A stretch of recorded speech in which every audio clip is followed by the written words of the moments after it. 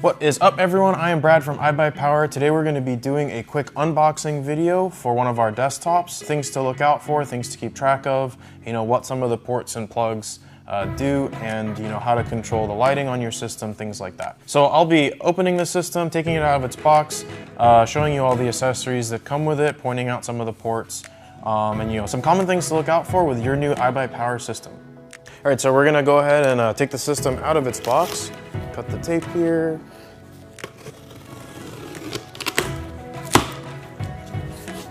Okay, so there's gonna be a few things inside you wanna keep an eye out for. We have a quick start guide, accessory bag. This PC comes with a mouse and keyboard.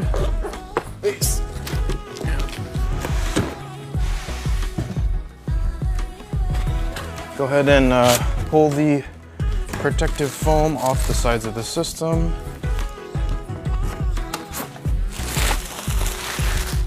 All right, cool. All right, so we got the PC out of its box. Before we take a look too much at the computer itself, we're gonna look at some of the things that we found in the box. First off, we have the accessory bag, the power cord for the PC, that's important, of course.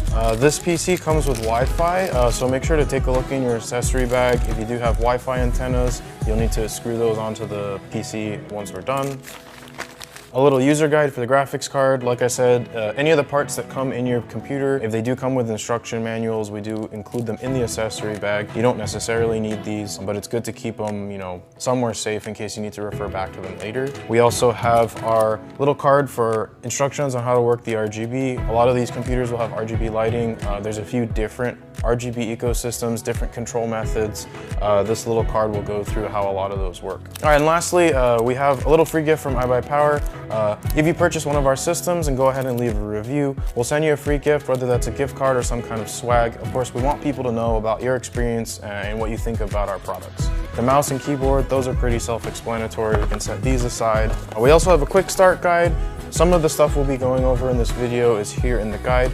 Just hold on to this, it's got some good information on it, including some information about the ports on the system. And if you do need to back up or reinstall Windows, there's some instructions there as well. Okay, now let's move on to the actual PC. So you'll notice here on the side, there's this big giant warning label. It's telling you basically there's a protective foam insert inside the computer that's protecting the various parts from jostling around during shipping.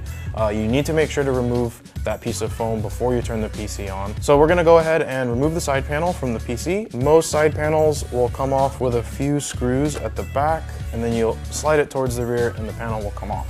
Set this aside somewhere safe. Most of our PCs do come with tempered glass side panels, so you want to make sure that you're not dropping these or putting something that's too heavy on top of it. Now you can see we have this foam insert. Like I said, you're just going to remove that. Make sure it's not getting caught on any kind of like wires or cables as you're pulling it out.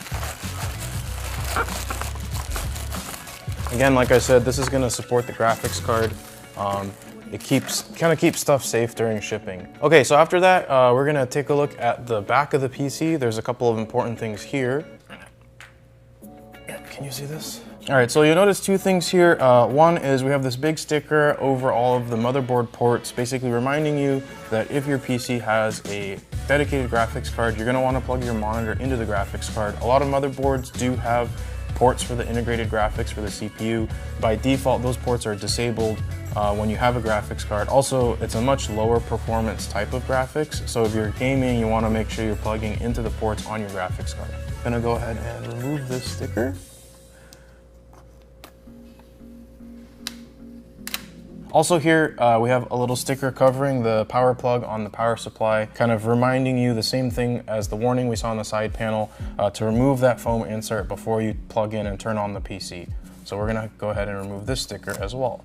All right, so let's go ahead and take a look at the ports and plugs on the back of the PC. Starting here at the top, we have the connections for the Wi-Fi antennas. Not every PC will have these external connections for Wi-Fi, but this is pretty common nowadays. Again, remember to find the antennas that we had in our accessory bag and screw those in there. Below that, we have the legacy PS2 ports for keyboard and mouse. Not every system will have these as well, but it will give you a little bit of support for those older keyboards and mice. Then we have are blue USB 3 ports. There's 2 sets of those, 2 here, 2 here. In between, we have an HDMI port. Again, I mentioned before, if you're plugging in monitors, you wanna make sure to plug into your video card ports, which are down here, because this port will be disabled. On this card in particular, we have 1 HDMI port and 3 display ports. HDMI and DisplayPort are the current modern display cables. Depending on what monitor you have, you may not have one or all of these ports. DisplayPort and HDMI can both be adapted to a bunch of other different kinds of ports. So just keep an eye out. You may need to pick up a special cable or adapter to get your monitor or monitors all hooked up and working properly. Then we have our black USB 2.0 ports, our Ethernet port for wired internet. Here are audio ports for your speakers, your microphone, your headphones. Okay, so now that we've run through most of the connections on the PC, it's time to get everything hooked up and powered on. Some USB plugged in here.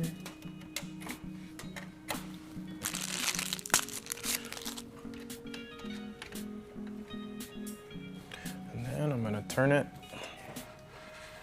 So we're all plugged in. Now it's time to fire the machine up.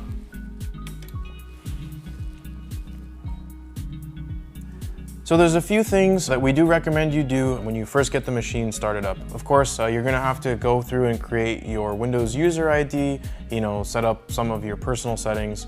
But after that, there's a couple of things we definitely recommend that you do. First off, we recommend you check all the ports on the PC. That includes the front panel USB, front panel audio, and all the USB and connection on the rear panel, and as many of the display ports on your graphics card as you can. This will make sure that, in the future, if you do need to expand and, add anything, you don't suddenly run into, a dead port or, something that was loose or disconnected. Just want to make sure everything's working right on day one. A lot of people ask us, what kind of software should I download? Actually, the thing we recommend, whatever game you were hyped about playing or a game that you have been playing, go ahead and install that one right away. Give the machine a good workout right off the bat. You really want to make sure that it's performing as expected. Within the first couple of days, depending on your speed of your internet and how many times you restart the PC may go through some Windows updates, some file indexing, so there may be a few slowdowns right at the beginning, but after all that is done, after you're fully up to date, you should have, pretty flawless performance. There shouldn't be any kind of, like I said, slowdowns, no kind of crashing or freezing, nothing like that. It should work flawlessly right out of the box. If you do have any issues with the PC, make sure to get in touch with our support as soon as you can. Of course, all of our PCs do come fully warranted, parts and labor. So if you have any issues, make sure to call us and we can work through these things with you. So lastly, of course, you do notice this PC does have some RGB lighting going on. We do get a lot of questions about how that's controlled. If your computer does come with the RGB quick start guide, you can refer to that. But if it doesn't come with it, basically there's 3 main ways that RGB is controlled on our systems. The first way and the most common way is through motherboard software.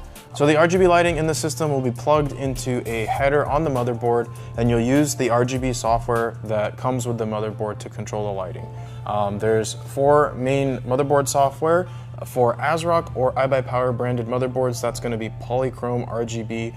For Asus, that's going to be Aura. For MSI, Mystic Light, and for Gigabyte, that's RGB Fusion. They give you a pretty good level of customization in terms of what you can do with the lighting in your PC. The second way is through a remote, either infrared or wireless. The remote will have little buttons that you can press to change the color manually. Usually, if the PC does come with a remote, it means that there was no available motherboard header to control the RGB lighting, so we use a remote instead. The last and the least common is a button on the case that actually manually toggles the RGB to different colors. This is usually for more inexpensive systems where the motherboard can't have a RGB header. Okay, so that wraps it up for our unboxing and quick start video. Again, if there was anything unexpected that happened during your PC setup, any weird behavior or things that didn't go as we described it in this video or in the quick start guide, make sure to let us know. Give us a call, hit us up on live chat, social media, whatever, and we'll try to get it taken care of right away. Anyways, again, I'm Brad. Thanks for tuning in, and we'll see you guys online.